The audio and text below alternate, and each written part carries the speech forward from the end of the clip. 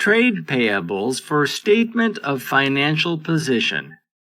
The accountant at XYZ Co. has prepared the following reconciliation between the balance on the trade payables ledger control account and the general ledger and the list of balances from the supplies ledger.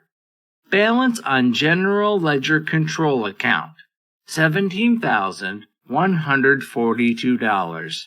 Credit balance omitted from list of balances from payables ledger, minus $32. Total, $17,110. Undercasting of purchases daybook, $25. Total list of balances, $17,135. What balance should be reported on XYZ Co.'s statement of financial position for trade payables?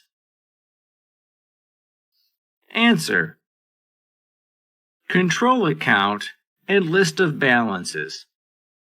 Balance/total. Control account, $17,142. List of balances, $17,135. Credit balance omitted. List of balances, $32.